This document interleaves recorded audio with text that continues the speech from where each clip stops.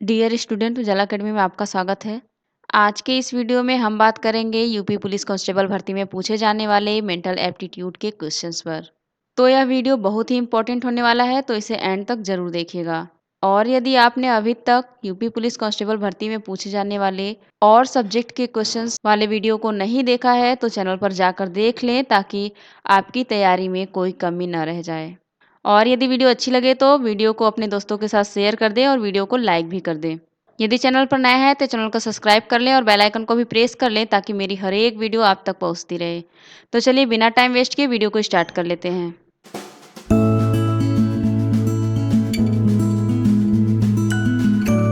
पहला क्वेश्चन है, दो समुदायों के बीच झगड़ा है, आप करेंगे। आप क्या करेंगे यदि दो समुदाय के बीच झगड़ा होगा तो? यहाँ पर ऑप्शंस दिए गए हैं। आप जिसके हैं उसका समर्थन करें, उन्हें लड़ने दो, उन्हें गोली मार दो, इसे रोकें और आवश्यक कार्रवाई करें।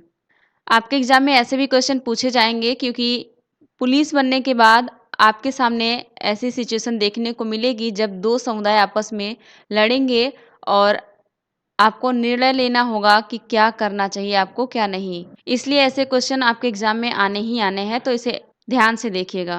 पुलिस बनने के बाद अगर ऐसी सिचुएशन आती है तो आप ऐसा नहीं करेंगे कि आप जिसके हैं उसका समर्थन करेंगे, ऐसा कुछ नहीं करना है, या फिर उन्हें लड़ने के लिए छोड़ देंगे, गोली मार देंगे, ऐसा तो बिल्कुल नहीं करेंगे। क्योंकि गवर्नमेंट के द्वारा जो नियम बनाए गए हैं आपको उसका भी पालन करना होता है। उनके भी कुछ रूल्स हैं जिनको फॉलो करना ही करना है। तो आप ऐसी स्थिति में क्या करेंगे? इसे रोकेंगे, यानी कि लड़ाई को रोकेंगे और आवश्यक जो कार्रवाई होगी उसे करेंगे। अब हम कुछ की पॉइंट्स को भी देखेंगे। ये की पॉइंट्स भी बहुत ही इम्पोर्टेंट है, क्योंकि यहाँ से भी क्वेश्चन पूछे जा सकते हैं कि अगर धर्म की लड़ाई है तो इस स्थिति में आप क्या करेंगे? तो आप अगर इस की पॉइंट्स को अगर पढ़ लेते हैं तो इस टाइप के जो क्वेश्चन आएंगे उसको आप आसानी से कर पाएंगे। देखिए यहाँ पर जो पहला की पॉइंट है वो क्या है? आपको धर्म को लेकर क्या कर नहीं करना है? पक्षपाती नहीं करना है। ओके। और सभी के साथ समान व्यवहार करना है। अगर आपको वर्दी मिल जाती है उसके बाद आपको क्या नहीं करना है? किसी धर्म को लेकर पक्षपात नहीं करना है, और आपको क्या करना चाहिए? समान व्यवहार करना चाहिए सबके साथ। दूसरा पॉइंट दिया गया है, आपको लड़ाई रोकनी चाहिए और स्थिति को नियंत्रित करने का प्रयास करना चाहिए। आपको लड़ाई रोकना है और जो स्थिति है उसको अपने कंट्रोल में लेना चाहिए। आपका ऐसा प्रयास होना चाहिए। समाज में शांति और सद्भाव बनाए रखना आपकी जिम्मेदारी है। आपकी जिम्मेदारी क्या होगी? समाज में शांति और सद्भाव बनी रहे। कुछ इंपॉर्टेंट पॉइंट्स भी यहाँ पर हमने लिख दिए हैं, जिससे आपको हेल्प हो सके और क्वेश्चन को सही करने का। आपका जो नॉलेज है इससे और डेवलप होगा। तो यहाँ पर पहला पॉइंट दिया गया है, आप जिस समुदाय से हैं उसका समर्थन करना उचित नहीं है और कानून के विरुद्ध है। कानून के विरुद्ध है अगर आप उस समुदाय का समर्थन करेंगे जिसको आप जानते हैं। किसी एक का समर्थन नहीं करना है, आपको दोनों पार्टी को देख के चलना है। कौन सही है कौन गलत है उसका निर्णय करना है। आपको सांप्रदायिक सौहार्द बनाए रखना चाहिए, अतः उन्हें लड़ने देना गलत है। आप उन्हें लड़ने भी नहीं देंगे। स्थिति को कंट्रोल करना है आपको। गोली चलाना दंडनीय अपराध है। दंडनीय अपराध है गोली चलाना। तो गोली भी आप नहीं चला सकते सिचुएशन को कंट्रोल करने के लिए। आपको बिल्कुल भी गोली चलाने की अनुमति नहीं है। एक बात याद रखिएगा कि आपको गोली चलाने की बिल्कुल भी अनुमति नहीं है। चलिए अब देख लेते हैं क्वेश्चन नंबर 2। बाबरी मस्जिद राम जन्मभूमि विवाद में किस समुदाय के लोग शामिल थे? जो बाबरी मस्जिद था और राम जन्मभूमि का विवाद चल रहा था उसमें किस समुदाय के लोग शामिल थे, ये हमको बताना है। ऑप्शन दिया गया है, हिंदू और ईसाई, मुस्लिम और हिंदू, सिख और मुसलमान, मुसलमान और ईसाई। बाबरी मस्जिद और राम जन्मभूमि का विवाद दो समुदाय के बीच चल रहा था। वो समुदाय था मुस्लिम और हिंदू। मुस्लिम और हिंदू के बीच ये विवाद चल रहा था बाबरी मस्जिद और राम जन्मभूमि का। यानी कि इस क्वेश्चन का जो राइट ऑप्शन है वो है ऑप्शन नंबर 2। चलिए कुछ की पॉइंट्स को भी देख लेते हैं। पहला की पॉइंट है, बाबरी मस्जिद और राम जन्मभूमि के बीच चल रहे विवाद के तहत 6 दिसंबर 1992 को एक हिंसक कार सेवक भीड़ ने बाबरी मस्जिद को नष्ट कर दिया। ये सारे बहुत ही इम्पोर्टेंट डेट हैं, आपको एग्ज़ाम में भी देखने को मिल सकते हैं, तो इसे कहीं न कहीं ज़रूर नोट कर लीजिएगा। बाबरी मस्जिद को कब नष्ट हुआ था? 9 दिसंबर 1992, इसको याद रखिएगा आप। आगे दिया गया है विध्वंस के बाद देश भर में सांप्रदायिक घर्षण हुए, जिसके परिणामस्वरूप लगभग 2000 लोगों की मौत हो गई। 2000 लोगों की मौत हो गई, किसमें? जब देश भर में सांप्रदायिक घर्षण हो रहे थे तब। अगला दिया गया है, हालांकि सरकार ने दंगों को रोकने के लिए हस्तक्षेप किया और स्थिति की जांच के लिए लिब्राहन आयोग की स्थापना भी की, लेकिन कई अपराधी अभी भी बड़े पैमाने पर हैं। इन दंगों को रोकने के लिए सरकार ने क्या किया? इमरान आयोग की स्थापना भी की, लेकिन अभी भी क्या हो रहा है? बड़े पैमाने पर ये लोग हैं, अपराधी अभी भी हैं। ये सारे की पॉइंट्स बहुत ही इंपॉर्टेंट है, तो इसे ध्यान से ज़रूर पढ़ लीजिएगा।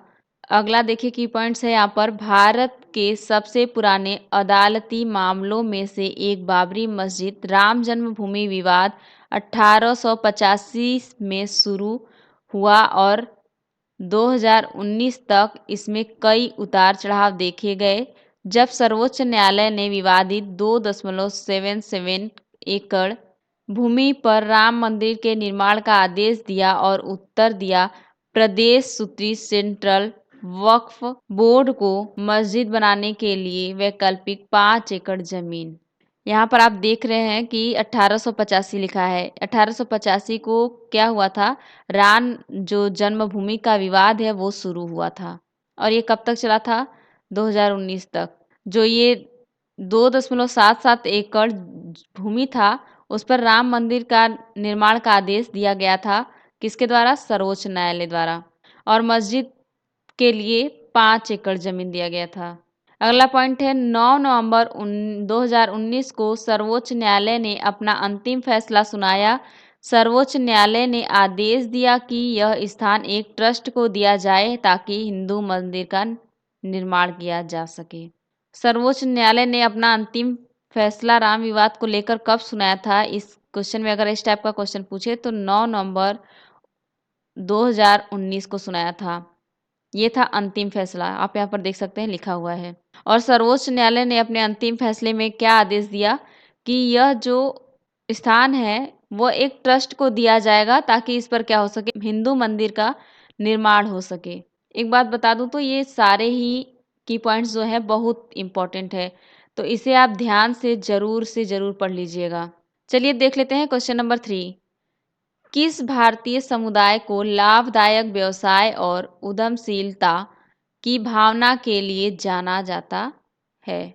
मुस्लिम, हिंदुओं, पारसी, बौद्ध। हमें इसमें क्या बताना है? किस भारतीय समुदाय को लाभदायक व्यवसाय और उद्यमशीलता की भावना के लिए जाना जाता है? ऐसे हमें समुदाय का नाम बताना है। तो वो समुदाय है पारसी। पारसी इसका राइट आंसर हो जाएगा। पारसी एक भारतीय ऐसा समुदाय है जो लाभदायक और उद्यमशीलता की भावना के लिए जाना जाता है। यानी कि इस क्वेश्चन का राइट ऑप्शन हो जाएगा ऑप्शन नंबर 3। इसका की पॉइंट्स देख लेते हैं अब हम।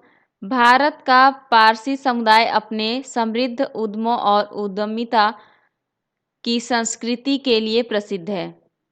अगर क्वेश्चन में आपसे ये सब पूछ ले कि पारसी समुदाय किसके लिए फेमस है, प्रसिद्ध है, तो आपको याद होना चाहिए कि समृद्ध उद्यमों और उद्यमिता की संस्कृति के लिए पारसी समुदाय प्रसिद्ध है।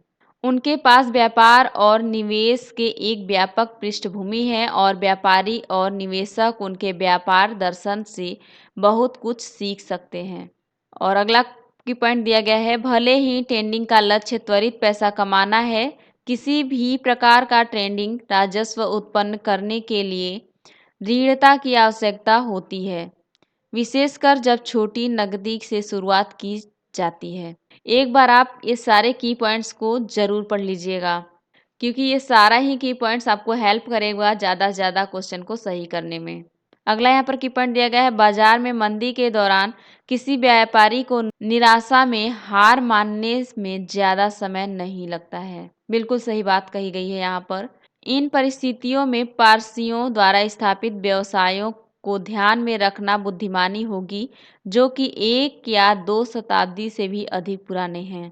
आप इधर भी की पॉइंट्स को पढ़ सकते हैं। मेरे साथ आप की पॉइंट्स को पढ़ते चलिएगा क्योंकि ये हेल्प करेगा ज़्यादा से ज़्यादा स्कोर करने में। चलिए अब देख लेते हैं क्वेश्चन नंबर 4। किस प्रमुख जैन संप्रदाय के पुरुष सदस्य वस्त्र नहीं पहनते हैं? इसमें हमें क्वेश्चन बताना है किस प्रमुख जैन संप्रदाय के ऐसे पुरुष हैं सदस्य हैं जो वस्त्र नहीं पहनते हैं।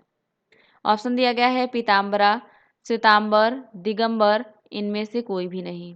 तो यहाँ पर दिगंबर समुदाय के सदस्य जो पुरुष सदस्य हैं वो वस्त्र नहीं पहनते हैं। इस क्वेश्चन का जो राइट ऑप्शन है ऑप्शन नंबर 3 दिगंबर। 3 यहाँ पर राइट आंसर हो जाएगा। चलिए अब कुछ की पॉइंट्स को भी देख लेते हैं। भारतीय जैन धर्म की दो मुख्य शाखाओं में एक को दिगंबर, संस्कृत में आसमान पहने हुए या नग्न कहा जाता है। ये जैन धर्म की दो शाखाओं में से एक शाखा है दिगंबर कहा जाता है, ठीक है। इसके पुरुष सन्यासी सभी भौतिक संपत्ति और वस्त्रों से दूर रहते हैं। इस जैन धर्म के जो पुरुष सन्यासी होते हैं वो भौतिक संपत्ति और वस्त्रों से दूर रहते हैं। भिक्षु अपने अहिंसक अभ्यास को ध्यान में रखते हुए कीड़ों के रास्तों को साफ करने के लिए मोर पंख वाले डस्टर का भी उपयोग करते हैं ताकि वे उन पर कदम न रख सकें। जो इस समुदाय के सदस्य होते हैं वो क्या करते हैं, कीड़ों और मकोड़ों को साफ करने के लिए जो रास्ते में आते हैं उनके लिए क्या लिए रहते हैं, मोर पंख, जिससे अपना रास्ता क्लीन करते हैं क्योंकि उन ये लोग चाहते हैं कि उन पर वो कदम न रख पाएं। अगला पॉइंट है वे दिन में केवल एक बार भोजन करते हैं, भिक्षा मांगते हैं और लौकी से जल पीते हैं। ये सारे की पॉइंट्स थे जैन धर्म के दिगंबर समूह का। इम्पॉर्टेंट पॉइंट्स को भी चलिए देख लेते हैं क्या क्या है। श्वेतांबर संप्रदाय से संबंधित सन्यासी जिन्हें कभी कभी श्वेत यानी कि सफ़ेद वस्त्रधारी भी कहा जाता है, सफ़ेद वस्त्र पहनते हैं। श्वेतांबर संप्रदाय के जो सन्यासी लोग होते हैं वो क्या करते हैं, कभी कभी सफ़ेद वस्त्रधारी भी कहे जाते हैं और ये कभी कभी क्या करते हैं, सफ़ेद वस्त्र पहनते हैं श्वेतांबर संप्रदाय के लोग। दोनों क्योंकि वे सोचते हैं कि स्नान करने से जलीय जीव नष्ट हो जाएगा और क्योंकि व्यक्तिगत स्वच्छता उस दुनिया का एक गुण है जिसे वे पीछे छोड़ गए हैं। दोनों संप्रदायों के सन्यासी स्नान करते हैं। मेरे साथ इन सारे की पॉइंट्स को नोट करते चलिएगा क्योंकि ये सारे ही बहुत ही इम्पोर्टेंट हैं। अगला क्वेश्चन है क्वेश्चन नंबर 5। क्या आप दो अलग अलग घटनाओं का बचाव करेंगे जो दो अलग अलग समुदायों की सभाओं से मेल खाती हैं जिनके लिए विरोध प्रदर्शन हो रहे हैं? ऑप्शन दिया गया है हाँ, नहीं, शायद, वरिष्ठों से चर्चा करें। क्वेश्चन में क्या पूछा है, क्या आप दो अलग अलग घटनाओं का बचाव करेंगे जो दो अलग अलग समुदायों की सभाओं से मेल खाती हैं जिनके विरोध प्रदर्शन हो रहे हैं? इस स्थिति में आप क्या करेंगे? इस क्वेश्चन का जो राइट ऑप्शन है वो है हाँ। ऑप्शन नंबर 1 राइट हो जाएगा यहाँ पर। आप उन दोनों अलग अलग समुदायों की सभाओं से जो मेल खाती हैं घटनाएं उनका बचाव करेंगे। यानी कि इस क्वेश्चन का जो राइट ऑप्शन है वो है ऑप्शन नंबर 1। इसका की पॉइंट्स है आप दोनों घटनाओं की सुरक्षा और असुरक्षा के लिए जवाबदेह हैं। दोनों घटनाओं की अगर सुरक्षा और असुरक्षा की बात आएगी तो आप क्या है, जवाबदेह होंगे, आपको जवाब देना होगा, इसलिए आप क्या करेंगे, बचाव करेंगे। ऐसी गंभीर परिस्थितियों को संभालने के लिए आपको जिम्मेदार होना चाहिए। इन सभी गंभीर परिस्थितियों को आपको संभालना है तो आपको क्या होना चाहिए, जिम्मेदार होना चाहिए। किसी भी सांप्रदायिक गड़बड़ी से बचना आपका कर्तव्य है। सांप्रदायिक गड़बड़ी आपको नहीं करना है, इस टाइप की गड़बड़ी से आपको क्या करना है, बचना है क्योंकि आपका यह कर्तव्य है। यहाँ पर कुछ इम्पोर्टेंट पॉइंट्स भी हैं जिसको आप देख लीजिए। दोनों समुदायों के लिए पुलिस बल उपलब्ध नहीं कराने से स्थितियां और खराब हो जाएंगी। अगर आप दोनों संप्रदायों के लिए पुलिस बल को उपलब्ध नहीं कराएंगे तो स्थिति क्या हो जाएगी, और बिगड़ जाएगी। इसलिए आपको पुलिस बल को उपलब्ध कराना होगा ऐसी स्थिति आने पर। ऐसे सामुदायिक आयोजनों को गंभीरता से लिया जाना चाहिए। जो ऐसे सामुदायिक आयोजन होते हैं उन्हें क्या करना चाहिए, गंभीरता से लेना चाहिए, हल्के में नहीं लेना चाहिए। सहायता प्रदान करना एक स्पष्ट निर्णय होना चाहिए क्योंकि यह आपका प्रमुख कर्तव्य है। अगला है, अपने वरिष्ठों के साथ चर्चा में काफ़ी समय लगेगा और यहाँ तुरंत कदम उठाना होगा। जो दो समुदायों के बीच झगड़ा चल रहा है या कुछ भी होने वाला है, हो रहा है, तो उस स्थिति में अगर आप वरिष्ठों के साथ चर्चा करेंगे तो उसमें क्या हो जाएगा, काफ़ी समय लग जाएगा जिससे स्थिति और बेकाबू हो जाएगी। तो उस समय आप क्या करेंगे, तुरंत कदम उठाएंगे। ऐसा नहीं है कि आप वरिष्ठों के साथ चर्चा करेंगे, चर्चा करने में हालात काफ़ी गंभीर हो सकते हैं, तो आपको चर्चा वर्चा नहीं करना है, आपको तुरंत कदम उठाना होगा ऐसी परिस्थिति में। चलिए अब देख लेते हैं क्वेश्चन नंबर 6। महिला कर्मचारियों द्वारा रोकथाम, निषेध और निवारण अधिनियम 2013 के तहत दायर यौन उत्पीड़न की शिकायतों के निवारण के लिए प्रत्येक संगठन द्वारा किसी समिति का गठन किया जाता है। ऑप्शन दिया गया है जिला शिकायत समिति, महिला प्रकोष्ठ, आंतरिक शिकायत समिति, स्थानीय शिकायत समिति।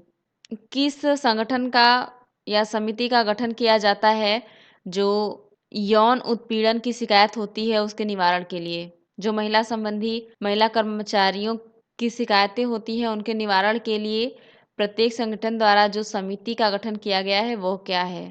क्वेश्चन में ये पूछ रहा है आपसे। तो जिस समिति का गठन किया जाता है वह है आंतरिक शिकायत समिति। आंतरिक शिकायत समिति है जिसका गठन किया जाता है महिला कर्मचारियों द्वारा जो अधिनियम 2013 के तहत जो दायर यौन उत्पीड़न की शिकायतें हैं उनके निवारण के लिए। ठीक है, यानी कि यहाँ पर जो राइट ऑप्शन है ऑप्शन नंबर 3। चलिए अब कुछ की पॉइंट्स को भी देख लेते हैं। रोकथाम, निषेध और निवारण अधिनियम 2013 के तहत महिला कर्मचारियों द्वारा दायर यौन उत्पीड़न की शिकायतों के निवारण के लिए प्रत्येक संगठन द्वारा आंतरिक शिकायत समिति का गठन किया गया था। इसे आप याद रखेंगे क्योंकि ऐसे क्वेश्चन आपसे पूछे जाएंगे एग्जाम में, क्योंकि ये सारी शिकायतें आए दिन बढ़ती ही जा रही हैं। तो वो समिति का नाम क्या है? आंतरिक शिकायत समिति। यौन उत्पीड़न की शिकायतों के निवारण के लिए जो प्रत्येक संगठन द्वारा समिति का गठन किया जाता है वो है आंतरिक शिकायत समिति। एडिशनल इन्फॉर्मेशन की अगर हम बात करें तो कुछ इस तरह हैं। कार्यस्थल पर महिलाओं का यौन उत्पीड़न अधिनियम 2013 के बारे में कुछ एडिशनल इन्फॉर्मेशन है, चलिए इसे भी जान लेते हैं। यह भारत में एक विधायी अधिनियम है जो महिलाओं को उनके कार्यस्थल पर यौन उत्पीड़न से बचाने का प्रयास करता है। जो महिलाएं हैं जहाँ कार्य करती हैं, जो कार्यस्थल है वहाँ पर यौन उत्पीड़न से बचाने का प्रयास करती है यह अधिनियम। और दूसरा दिया गया है, इसे 3 सितंबर 2012 को लोकसभा भारतीय संसद का निचला सदन द्वारा पारित किया गया था। अगर आपसे क्वेश्चन ये भी पूछ ले कि जो अधिनियम 2013 महिलाओं के यौन उत्पीड़न के बचाव के लिए बनाया गया था वो कब लोकसभा द्वारा पारित किया गया था, तो आप ये डेट याद रखेंगे 3 दिसंबर 2012 को। आई होप कि आप इसे नोट भी करते चल रहे होंगे मेरे साथ, क्योंकि ये सारे ही की पॉइंट्स और जो एडिशनल इन्फॉर्मेशन वगैरह मैं देती जा रही हूँ बहुत ही इंपॉर्टेंट है, तो इसे नोट जरूर कर लीजिएगा कहीं ना कहीं। चलिए अब हम देख लेते हैं क्वेश्चन नंबर 7। पुलिस प्रणाली में एफआईआर का पूर्ण रूप क्या है? जनरल सी बात है, आप सुने ही होंगे एफआईआर का नाम, लेकिन क्या आपने कभी सोचा कि इसका फुल फॉर्म क्या हो सकता है? ऑप्शंस आपको दिए गए हैं। First information report, formal identification report, first Indian reason, first investigation report. अगर मैं बात करूं एफआईआर के फुल फॉर्म की तो वो है first information report. First information report इसका राइट आंसर हो जाएगा। एफ आई आर का फुल फॉर्म है। जनरल सी बात है कि आप इसे हमेशा रोज ही सुनते होंगे, एफआईआर दर्ज किया है, एफआईआर दर्ज हुआ है, इनके नाम पे ये हुआ है वो हुआ है, तो आप इसे याद रखेंगे। इसका फुल फॉर्म होता है फर्स्ट इंफॉर्मेशन रिपोर्ट। यानी कि इस क्वेश्चन का जो राइट ऑप्शन है वो है ऑप्शन नंबर 1। इसके कुछ की पॉइंट्स को मैंने यहाँ पर नोट किया है, तो चलिए उसे भी देख लेते हैं। एफआईआर के बारे में थोड़ा सा हम देखेंगे। यह पुलिस द्वारा तैयार किया गया एक लिखित दस्तावेज है जब उन्हें संज्ञेय अपराध के बारे में सूचना प्राप्त होती है।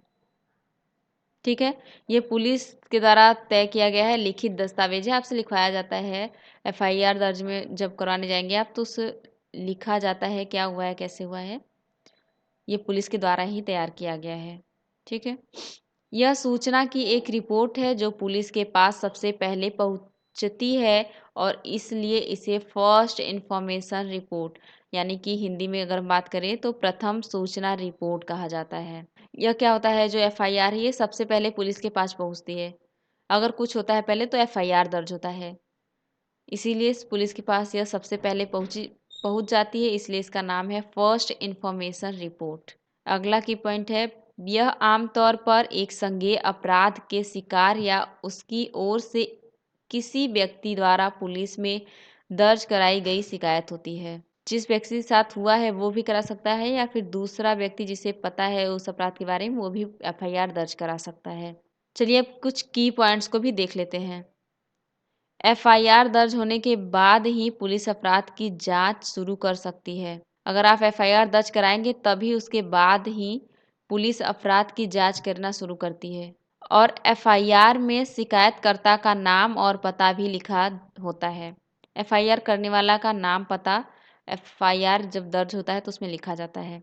ठीक है, अगला की पॉइंट है, इंपॉर्टेंट पॉइंट को चलिए देख लेते हैं। पुलिस शिकायतकर्ता द्वारा हस्ताक्षरित एक निर्धारित प्रपत्र में एफआईआर दर्ज कर सकती है।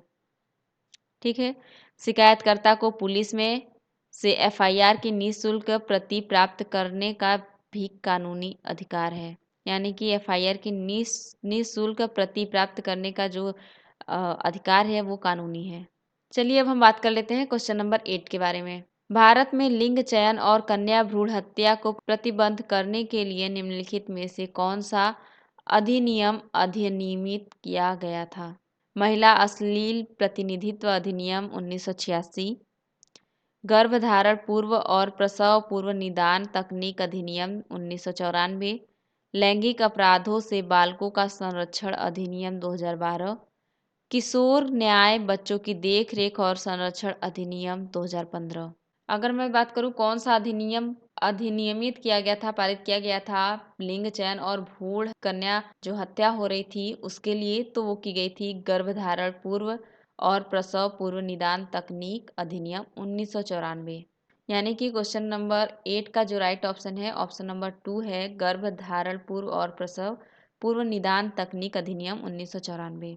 ये अधिनियम क्यों पारित किया गया था? भारत में लिंग चयन और कन्या भ्रूण हत्या को प्रतिबंध करने के लिए, रोकने के लिए। इस क्वेश्चन का जो राइट ऑप्शन है वो है ऑप्शन नंबर 2। चलिए अब बात करते लेते हैं हम इसके कुछ की पॉइंट्स को। भारत में लिंग चयन और कन्या भ्रूण हत्या को प्रतिबंध करने के लिए गर्भधारण पूर्व और प्रसव पूर्व निदान तकनीक अधिनियम 1994 अधिनियम बनाए गए थे, जैसा कि मैंने आपको पहले ही बता दिया। कन्या भ्रूण के गर्भपात को कन्या भ्रूण हत्या कहा जाता है। ये इंपॉर्टेंट है, इसे आप देख लीजिए कि अगर क्वेश्चन पूछता है आपको कि कन्या भ्रूण के गर्भपात को क्या कहते हैं तो कहते हैं कन्या भ्रूण हत्या। अगला की पॉइंट है, भारत सरकार में एक प्रमुख सामाजिक समस्या है और दहेज प्रथा के साथ सांस्कृतिक संबंध है जो भारतीय संस्कृति में निहित है। इस तहत के बावजूद भी कि यह 1961 से कानून द्वारा निषिद्ध है। यह क्या है, ये दहेज प्रथा, ये सारी चीजें क्या है, ये एक सामाजिक समस्या है। ठीक है, जो कानून बनाया गया था 1961 में यह निषिद्ध है, फिर भी ये सारी चीजें आपको अभी भी देखने को मिल जाएंगी। यह भारत की संसद का एक अधिनियम है जो कन्या भ्रूण हत्या को रोकने के लिए भारत में गिरते लिंगानुपात को रोकने के लिए अधिनियमित किया गया था। अधिनियम ने प्रसव पूर्व लिंग निर्धारण पर प्रतिबंध लगा दिया था। प्रसव से पहले किस लिंग का बच्चा है, क्या है, ये सब पता न लगा सके, जिससे बच्चे क्या करते हैं, आज जनरल सी बात है, जनरली लोग क्या करते हैं, अगर कन्या होती है भ्रूण में तो कन्या भ्रूण हत्या करवा देते हैं लोग। इसलिए ये चीज को रोक लगा दिया गया था कि प्रसव से पहले लिंग का निर्धारण नहीं किया जा सकेगा, यानी पता ही नहीं लगेगा तो हत्या कैसे होगी। कुछ एडिशनल इन्फॉर्मेशन को मैंने यहाँ पर नोट किया है तो आप इसे जरूर पढ़ लीजिए। महिला अश्लील प्रतिनिधित्व अधिनियम 1986 के बारे में आप इसे एक बार जरूर पढ़ लीजिएगा, क्योंकि ये सारे अगर पॉइंट्स आपको क्लियर है, डाउट्स क्लियर है, तो जो क्वेश्चन करने में होगा आसानी होगी, हेल्प मिलेगा और क्वेश्चन को सही करने में। ये जो किशोर न्याय बच्चों की देखभाल और संरक्षण अधिनियम 2015 जो ऑप्शन में था वो क्यों बनाया गया था, किसके लिए बनाया गया था, ये सारी चीज़ें मैंने यहाँ पर नोट कर दिया है तो आप इसे एक बार ज़रूर पढ़ लीजिएगा। और यौन अपराधों से बच्चों का संरक्षण अधिनियम जो 2012 में का था, वो किस लिए बनाया गया था, किससे बचने के लिए बनाया गया था, ये सारी चीज़ें मैंने यहाँ पर नोट किया किया है। जैसे कि यौन अपराधों से की अगर बात करें हम, तो बच्चों को यौन उत्पीड़न और अश्लील साहित्य के अपराधों के लिए से बचने के लिए क्या हुआ था, अधिनियम है ये लागू किया गया था, जो यौन अपराधों से बच्चों का संरक्षण अधिनियम 2012 वाला है। इसी तरह आप सभी की पॉइंट्स को, एडिशनल इन्फॉर्मेशन को जरूर पढ़ लीजिएगा। तो चलिए अब आगे बढ़ते हैं। चलिए अब बात कर लेते हैं क्वेश्चन नंबर 9 की। हेड कांस्टेबल और सहायक उप निरीक्षक के बीच संघर्ष के मामले में आप घटना की रिपोर्ट किसे करेंगे? निरीक्षक, अवर निरीक्षक, पुलिस अधीक्षक, सहायक पुलिस अधीक्षक। अगर हेड कांस्टेबल और सहायक उप निरीक्षक के बीच संघर्ष है, उस मामले में आप इस घटना का रिपोर्ट किसे करेंगे? तो इस मामले में आप जो घटना का रिपोर्ट करना है, वो आप करेंगे अवर निरीक्षक को। इसका जो राइट ऑप्शन है, ऑप्शन नंबर 2 है, अवर निरीक्षक। आप ऐसे मामले में क्या करेंगे? अवर निरीक्षक को रिपोर्ट करेंगे। ठीक है, यानी कि इस क्वेश्चन का जो राइट ऑप्शन है वो है ऑप्शन नंबर 2। चलिए इसके भी कुछ की पॉइंट्स को देख लेते हैं। राज्य पुलिस बलों के आम तौर पर 2 भाग होते हैं। जो राज्य पुलिस बल होती है उसमें क्या होता है, आमतौर पर 2 भाग होता है, नागरिक और सशस्त्र पुलिस। सिविल पुलिस दिन प्रतिदिन की कानून व्यवस्था और अपराध नियंत्रण के लिए जिम्मेदार होती है, जो सिविल पुलिस है। ठीक है। सशस्त्र पुलिस को तब तक एक रिजर्व में रखा जाता है जब तक कि दंगों जैसी स्थितियों में अतिरिक्त सहायता की आवश्यकता न हो। जो सशस्त्र पुलिस बल होती है उसको क्या कहा जाता है, तब तक रिजर्व में रखा जाता है जब तक कि दंगों जैसी जो स्थिति आती है में अतिरिक्त सहायता की आवश्यकता नहीं पड़ती है। अगला जो की पॉइंट है वो है सिविल पुलिस बल मोटे तौर पर नीचे दिखाए गए अनुसार पदानुक्रमित संरचना का पालन करते हैं। ये जो अगला की पॉइंट है वो है प्रभावी पुलिस व्यवस्था के उद्देश्य से प्रत्येक राज्य को विभिन्न क्षेत्र इकाइयों में विभाजित किया गया है, जैसे कि क्षेत्र, रेंज, जिले, उपमंडल, मंडल, पुलिस स्टेशन और चौकी। जैसे कि यहाँ पर देखिए अगला कोई पॉइंट है, अलग अलग पदनाम के 2 पुलिस कर्मियों के बीच संघर्ष के मामले की स्थिति को निकटतम वरिष्ठ अधिकारी के सामने लाया जाना चाहिए। ठीक है। उपरोक्त मामलों में उप निरीक्षक होने के नाते निकटतम वरिष्ठ अधिकारी को स्थिति के बारे में सूचित किया जाना चाहिए। आप वरिष्ठ अधिकारी को सूचित करेंगे ऐसी स्थिति में। चलिए बात कर लेते हैं क्वेश्चन नंबर 10 की। आप सड़क किनारे बैठे एक युगल को हाथ पकड़ते हुए देखते हैं, आप लोग क्या करेंगे? उनके पहचान पत्र के लिए पूछेंगे, उन्हें उनके घर जाने के लिए कहेंगे, उन्हें पकड़ लेंगे और उन्हें जेल में डाल देंगे, उन्हें अनदेखा करेंगे और अकेला छोड़ देंगे। आप ऐसी स्थिति में क्या करेंगे जब सड़क किनारे 2 लोग बैठे हैं हाथ पकड़े हुए, तो आप अगर देखते हैं तो आप इस स्थिति में क्या करेंगे? क्वेश्चन में ये पूछा है। आप उस स्थिति में क्या करेंगे? चलिए मैं बताती हूँ आपको। ऐसी स्थिति को आप देखेंगे तो इस स्थिति में आपको करना क्या है? उन्हें अनदेखा करेंगे और अकेला छोड़ देंगे। अगर सड़क किनारे 2 लोगों को आप हाथ पकड़े हुए देखते हैं, अगर हाथ पकड़कर वो बैठे हैं एक दूसरे के साथ, तो ऐसी स्थिति में आप क्या करेंगे? उन्हें अनदेखा करेंगे और अकेला छोड़ देंगे। ऐसा नहीं है कि आप उनका पहचान पूछेंगे, उन्हें पहचान पत्र के लिए पूछेंगे, उनको घर जाने के लिए कहेंगे, उन्हें पकड़ लेंगे या फिर जेल में डाल देंगे, ऐसा आपको कुछ भी नहीं करना है। आपके जो नियम कानून बनाए गए हैं उनको ही पालन करना है। आप उन्हें, सिंपल सी बात है, उन्हें अनदेखा कर देंगे और उन्हें अकेला छोड़ देंगे। यानी कि इस क्वेश्चन का जो राइट ऑप्शन है वो है ऑप्शन नंबर 4। चलिए इसके भी की पॉइंट्स को देख लें। स्नेह का सार्वजनिक प्रदर्शन, पब्लिक डिस्प्ले ऑफ अफेक्शन, इसका जो शॉर्ट नेम होता है पीडीए होता है, एक ऐसा कार्य है जो किसी व्यक्ति के दूसरे व्यक्ति के प्रति स्नेह को प्रदर्शित करता है, जो मौखिक या शारीरिक रूप से भी हो सकता है। जो पीडीए एक ऐसा कार्य है जो किसी व्यक्ति के, क्या कह रहा है, दूसरे व्यक्ति के प्रति स्नेह को प्रदर्शित करता है, जो क्या हो सकता है, मौखिक या शारीरिक रूप से।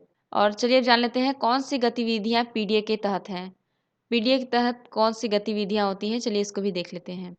सार्वजनिक स्थान पर अपने साथी को सहानुभूतिपूर्वक चुंबन, सार्वजनिक स्थान पर अपने साथी के जनांगों को कामुक रूप से छूना, सार्वजनिक रूप से शारीरिक संबंध बनाना, सार्वजनिक स्थान पर संभोग करना। ये सारी गतिविधियां क्या होती हैं? पीडीए के तहत आती हैं। और कौन सी गतिविधियां पीडीए के तहत नहीं आती हैं, चलिए उसे भी जान लेते हैं।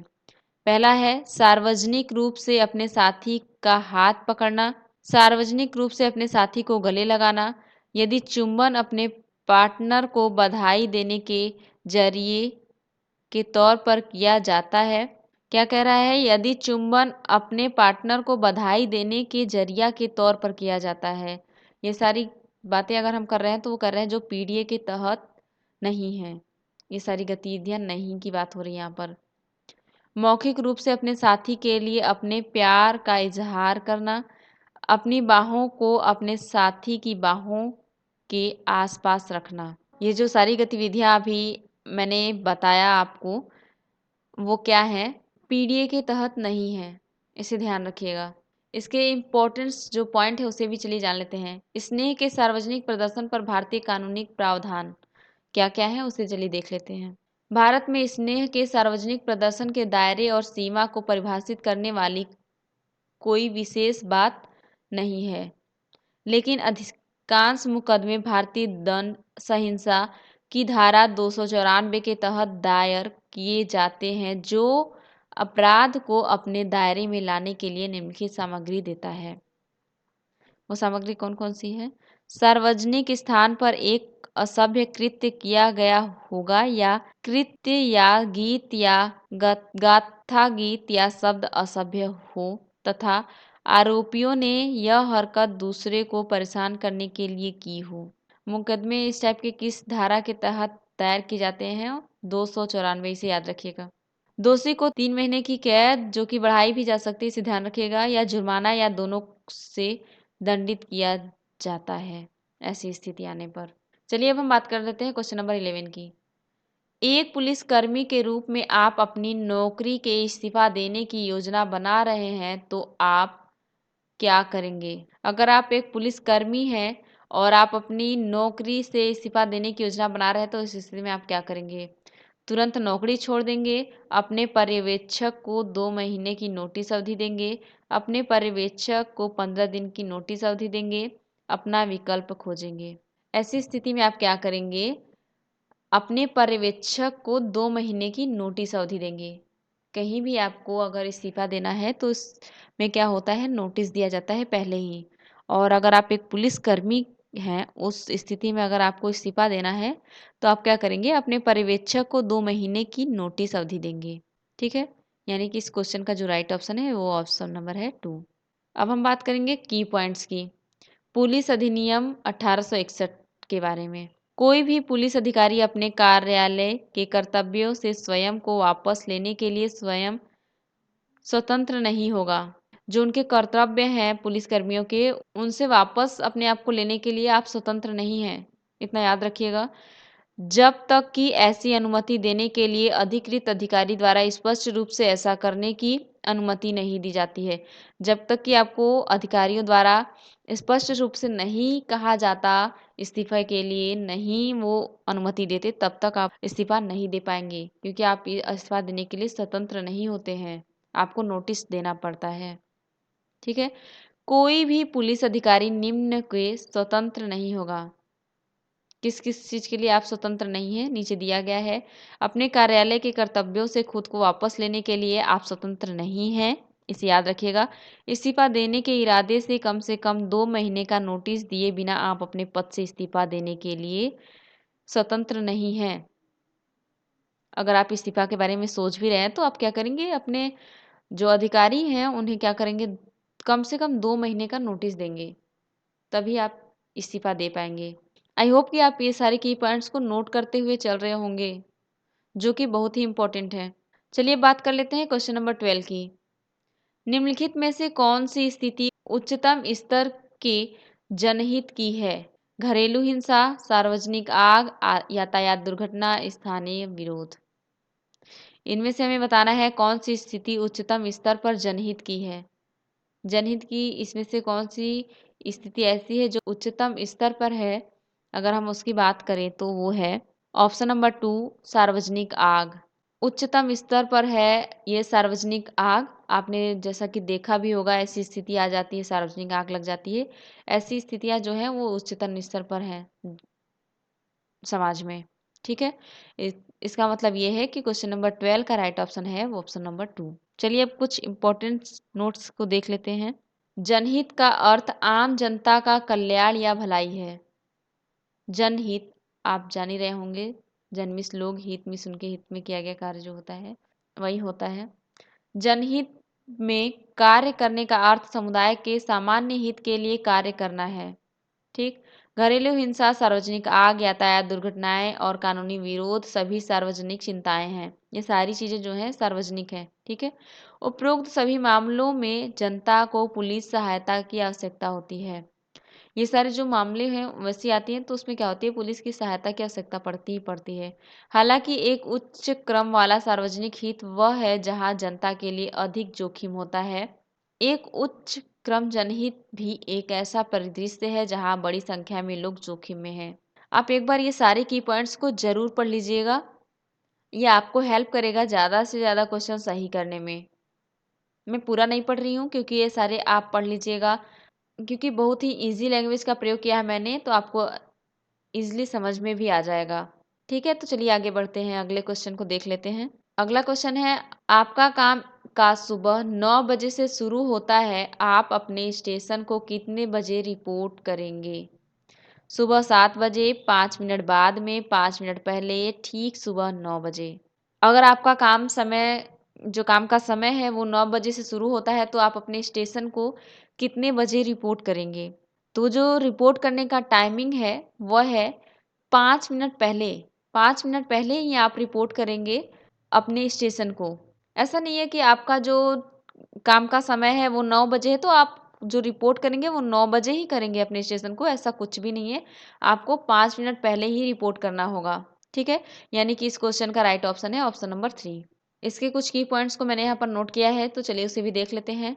कार्यस्थल पर रिपोर्ट करते समय हमेशा आपको रिपोर्टिंग समय से 5 मिनट पहले रिपोर्ट करने की सलाह दी जाती है।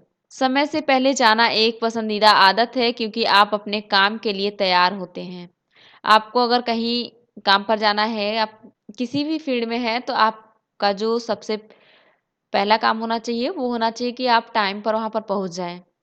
ऐसी एक पसंदीदा आदत बना लेनी चाहिए आपको, क्योंकि क्या होता है इससे आपको जो काम होते हैं वो उसको तैयार करना होता है।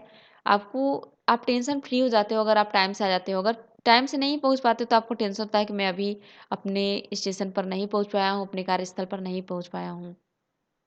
ठीक है? अगला की पॉइंट है, साथ ही पहले अपने से आपको वर्तमान कार्य और तब तक किए गए कार्यों पर अपडेट प्राप्त करने के लिए पर्याप्त समय मिलेगा। इससे आपको पर्याप्त समय भी मिल जाएगा अपडेट्स पाने के लिए और सारे जो वर्तमान में कार्य हैं उनको देखने के लिए। ठीक है? चलिए आगे बढ़ते हैं। अब देखेंगे क्वेश्चन नंबर 14। ट्रैफिक जाम की स्थिति में आप निम्नलिखित में से किस परिवहन को सर्वोच्च प्राथमिकता देंगे? अगर आपने देखा ही होगा कि रोड पर ट्रैफिक बहुत मिल रहा है आपको, जहाँ पहुँचना चाहिए हमें आधे घंटे में वहाँ तो लग जाते हैं ज़्यादा ही समय। तो ऐसी स्थिति आ जाती है, अगर आप एक पुलिसकर्मी हैं तो उसमें आप किस परिवहन को सर्वोच्च प्राथमिकता देंगे? किसको आप पहले निकालेंगे उस जाम से? अग्निशामक वाहन, रोगी वाहन, मंत्री की गाड़ी, सार्वजनिक बस। ट्रैफिक जाम अगर हो जाता है, आप पुलिसकर्मी हैं, तो आप इस स्थिति में क्या करेंगे? किस किस गाड़ी को पहले निकालेंगे, किस वाहन को पहले निकालेंगे? ये आपको इस क्वेश्चन में बताना है। तो मैं बता दूँ, आप सबसे पहले अग्निशामक वाहन को प्राथमिकता देंगे, इसको पहले निकालेंगे ट्रैफिक से। अग्निशामक वाहन को सबसे पहले आप निकालेंगे क्योंकि अगर कहीं आग लगी है तो अग्निशामक अगर वाहन लेट पहुंचेगी तो उसका कोई अर्थ नहीं निकलेगा। ये सबसे पहले प्राथमिकता किसको देंगे उसकी बात कर रहा है, इसलिए इसका राइट आंसर है ऑप्शन नंबर 1 अग्निशामक। ऐसे तो आपके लिए रोगी का वो जो वाहन है एम्बुलेंस है वो भी इम्पोर्टेंट है क्योंकि रोगी ज़्यादा सीरियस भी हो सकता है, लेकिन इससे पहले आप अग्निशामक वाहन को वहाँ से निकालेंगे। लेकिन इसको भी ध्यान में रखना है, रोगी वाहन को भी। ठीक है? यानी कि इस क्वेश्चन का जो राइट ऑप्शन है वो है ऑप्शन नंबर 1। चलिए अब जान लेते हैं इसके कुछ की पॉइंट्स क्या क्या हैं। जनहित का अर्थ आम जनता का कल्याण या भलाई है, जैसा कि मैंने आपको ऊपर ही बता दिया। जनहित में कार्य करने का अर्थ समुदाय के सामान्य हित के लिए कार्य करना है। उपरोक्त वाहनों में से अग्निशामक वाहन को सर्वोच्च प्राथमिकता दी जानी चाहिए। एक अग्निशामक वाहन एक इलाके में आग बुझाता है। जैसा कि आप सभी को पता है, आग ज़्यादा न बढ़े इसलिए आपको क्या करना है, अग्निशामक वाहन को पहले निकालेंगे आप। आग तेजी से फैल सकती है और कम समस्या में बड़ी संख्या में लोगों को प्रभावित कर सकती है। आग को जल्द से जल्द बुझाना जरूरी है ताकि जनता को होने वाले नुकसान को कम किया जा सके। ठीक। दूसरी प्राथमिकता एम्बुलेंस होनी चाहिए। जैसा कि मैंने आपको वहीं पे बताया कि आप रोगी वाहन को दूसरे पे निकालेंगे, अग्निशामक वाहन को निकालने के बाद आपकी जो प्राथमिकता होनी चाहिए, दूसरी प्राथमिकता, वो एम्बुलेंस होनी चाहिए। चूंकि आपातकालीन चिकित्सा सहायता की तुलना में सार्वजनिक आग के कारण जीवन की हानि अधिक होती है, इसलिए एम्बुलेंस पर अग्निशामक वाहन को प्राथमिकता दी जानी चाहिए। ठीक है। अब यदि आग लगेगी तो ज़्यादा भारी नुकसान हो जाएगा, हो सकता है अधिक लोग उसमें मारे जाएं, इसलिए आप सबसे पहले जो अग्निशामक वाहन है उसे प्राथमिकता देंगे, उसके जस्ट बाद आप क्या करेंगे, एम्बुलेंस को प्राथमिकता देंगे। सूची में आगे मंत्री की कार और सार्वजनिक बस आती है। आगे की सूची में अगर एम्बुलेंस के बाद हम बात करें कि इसको आप प्राथमिकता देंगे तो उसमें आएगी मंत्री की कार और सार्वजनिक बस। इस सबको आप ट्रैफिक से निकालेंगे, फिर उसके बाद ही आप कुछ करेंगे। ठीक है। आई होप कि आप ये सारे पॉइंट्स को देख रहे होंगे ध्यान से, और जो आपको नहीं समझ में आ रहा है उसे नोट भी करते चलेंगे। चलिए अब बात कर लेते हैं क्वेश्चन नंबर 15 की। एक कॉल करने वाला अपनी स्थिति को उस भाषा में समझा रहा है जो आपको ज्ञात नहीं है। ऐसी स्थिति में आप क्या करेंगे? अगर कोई समस्या आ जाती है तो आपने देखा होगा, आप कॉल कर देते हैं पुलिस को। अगर पुलिसकर्मी आपकी भाषा को नहीं समझ पा रहा है, आप अगर पुलिसकर्मी हैं, आपको जो कॉल आया है उसको आप समझ नहीं पा रहे हैं, वो कहीं अलग परिवेश से बिलोंग करता है, तो आप उसकी भाषा नहीं समझ पा रहे हैं, तो ऐसी स्थिति में आप क्या करेंगे? जब आप उसकी भाषा ही नहीं समझ पा रहे हैं तो आप क्या कर सकते हैं उस स्थिति में? चलिए इसको भी जान लेते हैं। उन्हें अपनी पसंदीदा भाषा में समझाने के लिए कहेंगे, किसी और को कॉल स्थानांतरित ट्रांसफ़र करेंगे, वह जो समझा रहा है उसे समझने की कोशिश करेंगे, कॉल डिस्कनेक्ट कर देंगे। ऐसी स्थिति में क्या करेंगे आप, जब आपको जो कॉल किया है उसकी बात ही नहीं समझ में आ रही है, वो कहना क्या चाहता है वो आप समझ ही नहीं पा रहे हो, तो ऐसी स्थिति में आप एक पुलिसकर्मी के नाते क्या करेंगे? तो आपको क्या करना चाहिए ऐसी स्थिति में? वह जो समझा रहा है उसे समझने की कोशिश करेंगे। ऐसा नहीं है कि आप तुरंत ही कॉल डिस्कनेक्ट कर देंगे या फिर किसी और को दे देंगे, ऐसा कुछ नहीं करना है। या फिर ऐसा थोड़ी ना है कि आपको अपनी पसंदीदा भाषा में कहेंगे कि ऐसे बोलो, वैसे बोलो, ऐसा कुछ भी नहीं करना है। क्योंकि जो हालात होते हैं वो, आपको अगर कोई कॉल कर रहा है तो किसी गंभीर हालात में ही कॉल करता है। ठीक है? तो आप ऐसा भूल कर भी मत कहिएगा। अगर आप वर्दी धारण कर लेते हैं, वर्दी धारण करने के बाद की बात कर रही हूँ मैं, अगर आपको वर्दी मिल जाती है तो आप ऐसा कुछ नहीं करेंगे कि अपनी पसंदीदा भाषा में समझाने के लिए कहेंगे, मत करिएगा ऐसा। और किसी को कॉल को ट्रांसफ़र कर देंगे, ये भी नहीं करना है आपको। और कॉल तो डिस्कनेक्ट बिल्कुल भी नहीं करेंगे, क्योंकि जो हालत होती है वो सिचुएशन गंभीर होता है। अगर सिचुएशन गंभीर है तभी आपको उसने कॉल किया है। सामने वाला जो है वो किसी गंभीर परिस्थिति में फँसा हुआ है तभी आपको कॉल किया है, तो ऐसी स्थिति को आपको समझना चाहिए। और आप क्या करेंगे, वह जो समझा रहा होगा उसे आप समझेंगे, समझने की कोशिश तो कर ही सकते हैं, और कोशिश करने वालों की कभी हार नहीं होती, ऐसा तो आपने सुना ही होगा। तो आप समझ भी जाएँगे और उसकी समस्या का निवारण ज़रूर करेंगे। ठीक है? यानी कि इस क्वेश्चन का जो राइट आंसर है वो है ऑप्शन नंबर 3। चलिए अब कुछ की पॉइंट्स को भी देख लेते हैं। जनता की मदद करना पुलिसकर्मियों का कर्तव्य है। आपका कर्तव्य है जनता की मदद करना, इसे ध्यान में रखेंगे। ऐसा नहीं कि आप वर्दी धारण करते ही सब भूल जाएँगे, अपने कर्तव्य को फ़ॉलो भी करना होता है, कानून द्वारा जो नियम बनाए गए हैं उसे भी फ़ॉलो करना होता है, ये याद रखिएगा। हर जगह और क्षेत्र की एक अलग भाषा होती है। आपको पता ही होगा कि हर जगह, हर क्षेत्र की भाषाएँ जो होती हैं वो अलग-अलग हैं। उत्तर प्रदेश में उभरती विकास संभावनाओं के साथ विभिन्न राज्यों के लोग यहाँ आ रहे हैं। उत्तर प्रदेश में जो विकास है उससे क्या हो रहा है, जो विकास हो रहा है उसमें क्या हो रहा है, विभिन्न राज्य के लोग आ रहे हैं। और आते हैं तो कुछ ना कुछ प्रॉब्लम तो फेस करना ही पड़ता है, कुछ प्रॉब्लम्स हो जाती है बाई चांस, तो क्या करेंगे, वहाँ के जो पुलिसकर्मी हैं उन्हीं से ना हेल्प मांगेंगे, तो आपको उन्हें समझने की कोशिश करना होगा, उनकी भाषाओं को समझना होगा। और अगला की पॉइंट है उत्तर प्रदेश में अब अलग-अलग भाषाओं के अलग-अलग क्षेत्रों के लोग आसानी से देखे जा सकते हैं। अब उत्तर प्रदेश में भी अलग-अलग भाषाओं के लोग देखने को मिल जाएँगे आपको, क्योंकि यहाँ पर जो विकास हो रहा है, वहाँ पर लोग घूमने आ रहे हैं अलग-अलग देश से, अलग-अलग जगह से, तो जो भाषाएँ हैं वो अलग हैं। ठीक है? उन स्थितियों में जहाँ कॉल करने वाला व्यक्ति संकट में है और अपनी मूल भाषा में इस स्थिति को समझाने की कोशिश कर रहा है, पुलिसकर्मियों को शांत रहने और स्थिति को समझने की अपेक्षा की जाती है। आप पुलिसकर्मी हैं, आपको उस टाइम में क्या होना होगा, शांत रहना पड़ेगा और उनकी स्थिति को समझना पड़ेगा जो आपको कॉल किया है। ठीक? प्रभारी व्यक्ति से यह अपेक्षा की जाती है कि वह यह समझने की कोशिश करे कि कॉल करने वाला व्यक्ति क्या समझाने की कोशिश कर रहा है, जैसा कि मैं आपको बार-बार बता रही हूँ। ऐसी स्थितियों में आमतौर पर उस स्थान के बारे में पूछना पसंद किया जाता है जहां कॉल करने वाला है, ताकि पुलिस जा सके और स्थिति का विश्लेषण कर सके। आप जो कॉल कर रहा है, उसके स्थान के बारे में पूछेंगे, क्योंकि आपको वहाँ पे पहुँचेंगे, अगर स्थिति गंभीर है तो उसे कंट्रोल करेंगे, आप वहाँ पर उस स्थिति का विश्लेषण कर सकेंगे। इसलिए आपको वहाँ पर पहुँचना ज़रूरी होता है। आप ऐसे ही इन सारे की पॉइंट्स को भी पढ़ लीजिए। जैसे कि देखिए यहाँ पर लिखा है कॉल करने वाले की को स्थानीय भाषा नहीं आती है और पुलिस की पसंदीदा भाषा में समझाने के लिए नहीं कहा जाना चाहिए। जैसा कि मैंने आपको ऊपर ही बताया कि ऐसा आप बिल्कुल भी नहीं करेंगे। ठीक है? दोस्तों, आई होप आपको ये वीडियो अच्छा लगा होगा। यदि ये वीडियो अच्छा लगा है तो अपने दोस्तों के साथ शेयर कर दें और वीडियो को लाइक भी कर दें।